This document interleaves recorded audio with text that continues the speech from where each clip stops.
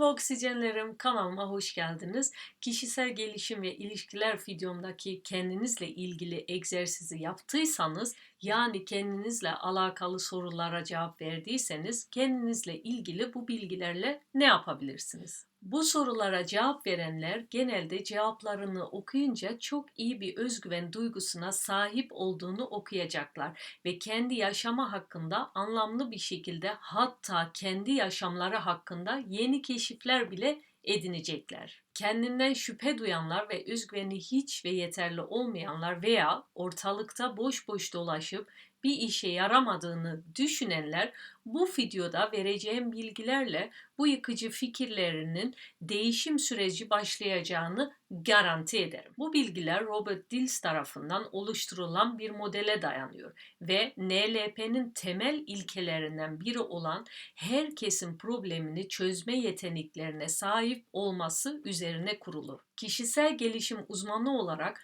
bu uygulamayı kişisel veya grup seanslarında sıklıkla kullandım ve geliştirdim.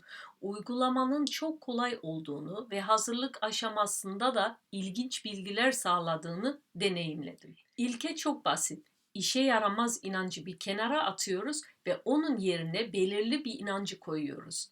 Değişim işlemi şu şekilde yapılır. Değiştirmek veya kurtulmak istediğiniz inancınızı yazınız. Bu inancı sorgulayabilir hale getiriniz. Onun bir zamanlar önemli olan ancak neyse ki yanlış olduğu ortaya çıkan inançların olduğunu farkına varacaksınız. Nasıl mı? Öncelikle onu zihnimizle canlandırıyoruz ve bunu pozitife döndürüyoruz. Yani yeni bir inancın tanıtılması gibi. Bu değişimi faydalı bir inanç haline getiriyoruz ve onu yeni bir olasılık olarak deneyimliyoruz ve gelişmesine izin veriyoruz. Tıpkı bir tırtılın kelebeğe dönüştüğü gibi. Bir düşünün, tırtıl iken kelebek olmak ne büyük bir değişim. Yani çirkini bünyesinde barındıran mucize bir güzellik. İşte o mucize güzellik hepimizin içinde var. Sadece kendimizin işe yaramayan düşüncelerinin farkına varıp yerine işe yarayan ve içimizdeki muhteşem güzelliği dışarı vurması gibi. Tırtıl gibi düşünün. Tırtıl son günlerinde bile kendi ördüğü kozada tıpkı ölüm gibi uykuyla son evrenine girer. Ama ölmez. Yani yumurtayla tırtıllıktan ve daha sonra son haline geçmek için hazırla döneminin başlaması gibi. Bu dönem inanılmaz sırlarla dolu bir yolculuk. İşte kişisel gelişim de öyle bir şey.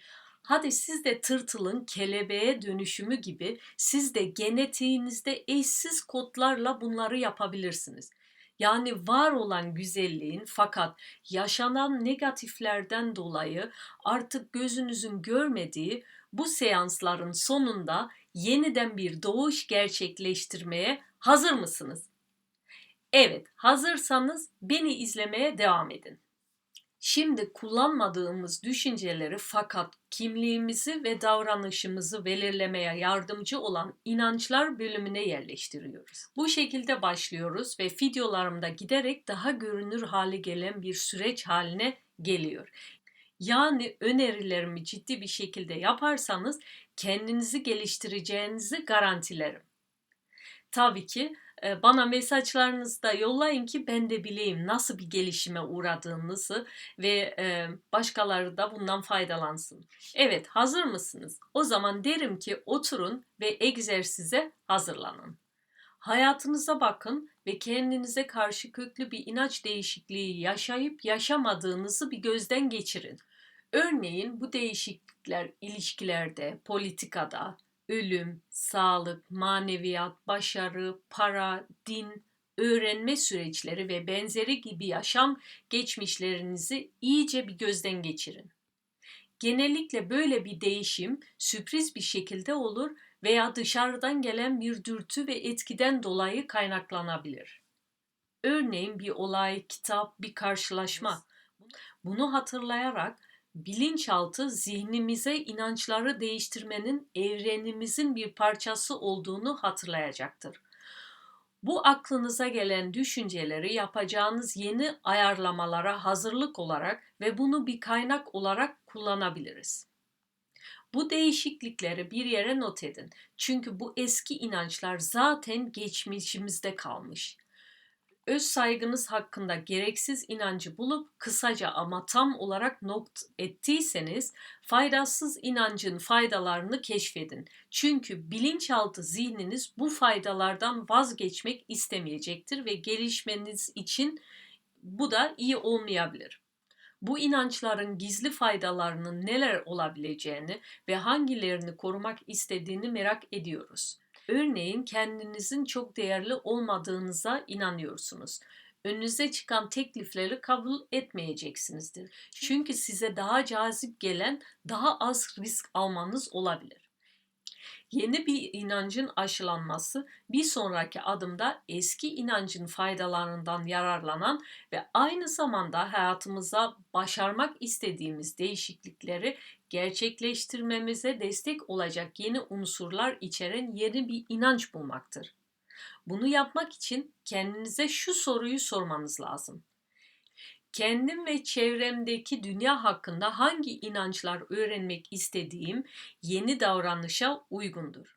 Cevabı bu kadar kolay bulmayabilirsiniz. Sizin etrafınızı iyi gözlemleyin. Sizin başarılı olamadığınız alanlarda başkalarının başarıları olan fikirlerini araştırın ve kendinize şunu sorun. O kişi bunu sunduğunda kendisi hakkında neye inanıyor? Evet oksijenler. Bu bir anahtar soru. Neye inanıyor? Çok önemli. Pozitif mi, negatif mi? İstediğiniz yeni inancınızı kısa ve güçlü bir şekilde ve olumlu bir biçimde not edin. Bilinçaltı zihnimizin aynı dilsel olarak küçük bir çocuk gibidir. İnkar etmenin ne olduğunu bilmez ve hayır kelimesini görmezden gelir. Negatif formdaki bir dil bilimsel formülasyon örneği. Ben herkesten daha az değerli değilim. Aslında ilk olarak pozitif görünse de hiç pozitif bir cümle değil. Bu nedenle bu olumsuz formülasyondan kesinlikle kaçınmalısınız. Nasıl mı? Cümleyi değiştirerek. Aynı şekilde olumlu bir ifade şekli ben herkes kadar değerliyim. Halbuki az önce ben herkesten daha az değerli değilim. Yani bu cümlede değersiz kelimesi var. Ama ben de herkes kadar değerliyim bütünüyle pozitif. Pozitif formülasyonun gerekliliği bilinçaltı zihnimizin beynin korteksin altındaki kısmını kullanması gerçeğinde yatmaktadır. Bu kısım yalnızca duygusal olarak algılanabilen, duyduğunu, gördüğünü ve hissettiği şeylerle ilgilidir. Daha ziyade değil terimi korteksin üst kısmında bulunan soyut ve analitik düşünce ile ilgilidir. Bunu şimdi kendiniz test edebilirsiniz. Sizden videoyu 10 saniyeyi duraklatmanızı ve bu 10 saniye boyunca kesinlikle pembe timsahlar hakkında düşünmemenizi rica ediyorum. Eminim duyduğunuzda hemen pembe bir timsah düşünmüşsünüzdür. Pembe timsah retinanıza aldıktan sonra muhtemelen timsahları yok etmek için soyut zihninizi açtınız. Şimdi vereceğim örnek başka minik bir sınav. Bir düşünün, insanlara panik yapmayın, panik yapmayın şeyler söylediğinizde ne olduğunu tahmin edebilirsiniz. Panik yapacaklar. Ayrıca küçük çocuklara buna dokunmamalısın söylediğinizde dokunacağını garantilerim. Aslında buna dokunma demeniz yeterli. Yani ne olmasını istediğinizi tam anlamıyla söylemeniz lazım. Çünkü çocuklar ona dokunmayacağını anlamaz ve dokunur. Bu konuyu anlamakta güçlük çekerler. Çünkü soyut düşünme kapasiteleri onu henüz ayarlayamayabilir. Bilinçleri dokunmaya kendiliğinden tepki verir. Sadece ona dokunma demeyi öğrenerek kendiniz ve çocuklar için işleri kolaylaştırırsınız. Olumlu bir şekilde ifade edilen yeni inancınızı hayatınızın her alanında yani ekolojik olarak ifade edilip edilmediğini kontrol ediniz. Yeni inançlarınızın incitici olmadığından emin olun. Bunu gelecekte kendinize ait bir imaj olarak yaratarak o imaj ve dengeyi adım atarak yeni davranışınızın hayatınızın her alanında sahip olduğu etkiyi görerek, duyarak ve hissederek yapabilirsiniz. Bir şeyi ayarlamak isterseniz kendinize hangi ögelerin sonucu iyileştirmeye katkıda bulunabileceğini veya ondan hangi ögelerin çıkarılması gerektiğini kendinize sorun. Son hazırlık alıştırması. Bir sonraki hazırlık adımının birkaç işlevi vardır. Doğru ifadeyi test edin ve bilinçaltınızdan herhangi bir itiraz gelip gelmediğini öğrenin. Dahası ifadeleri kağıda yazarak aslında onu zaten bilinçaltınıza yerleştiriyorsunuz. Bir parça kağıt alın ve bir sol ve bir sağ yarım oluşturmak için ortasını yukarıdan aşağıya bir çizgi çizin. Yeni inancınızı sayfanın sol tarafına yazın. Hemen sağ tarafına şimdi aklınıza gelen duyguyu yazın. Neşe, şüphe, inançsızlık, coşku. Bu hissi bir kelimeyle yazın. Bir dakika bekleyin ve aynı yeni inancı ikinci satıra tekrar yazın. Hemen aklınıza hangi duygunun geldiğini yazın. Bunu 20 kez yapın. Listenize bakın ve yeni inancını destekleyip desteklememe konusundaki duygularınızı kendiniz değerlendirin. Gerekirse kendinize hangi ögelerin eklenmesi veya çıkarılması gerektiğini tekrar sorarsınız ve genel olarak iyi bir his duyana kadar yol boyunca metni kendinize göre ayarlarsınız. Bir sonraki videomda bu alıştırmanın bir sonraki aşamasına geçeceğiz. Sevgili oksijenlerim, bu videomun da sonuna geldik. Bir sonraki kişisel gelişim videolarımı takip etmek istiyorsanız abone olmayı unutmayın. Oksijenlerim benim.